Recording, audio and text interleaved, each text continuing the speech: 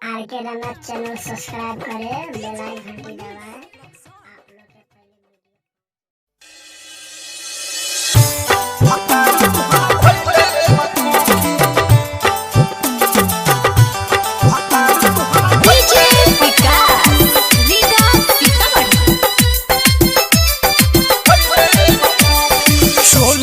छोरी तबाना ही खुला खाए खाए कर तार दम बाटे फूला।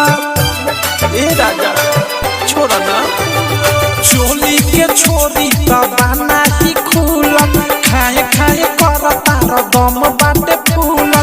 सुत न हे तू आज भर के पतारा जागल बताओ बोल हम कैसे रोकी हे बताओ कैसे होकी भतार तोहरा धैले बाकोकी हे बताओ कैसे होकी भतार तोहरा धैले बाकोकी।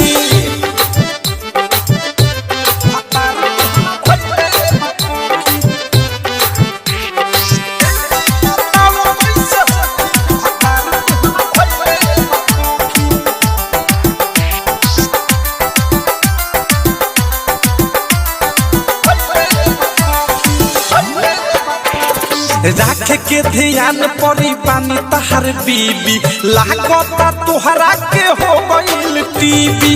राख के ध्यान परी पानी तोहर बीबी लागता तोहरा के हो गइल टीवी। जाके पिया तू सिरप जन कर डाउनियम गिर जइब न सहाय तोहरा से झोंका झोंकी हे बताओ कैसे होकी भतार तोहरा धैले बाकोकी हे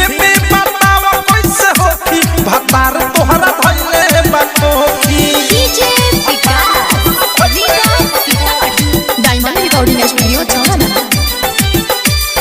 राइटर थारू थुथराई इतना जानी तू ताना चपले न होता ते ठीक तबले तू कुछ दिन ला माना।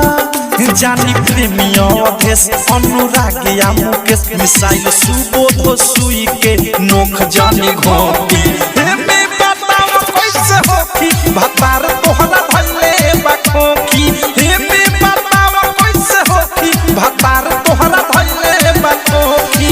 चोली के छोरी तबाना ही खुलम खाए खाए कर तार दम बाटे फूलम। सुत न हे तू आज भर के पतारा जागल बताओ बोल हम कैसे रोकी हे।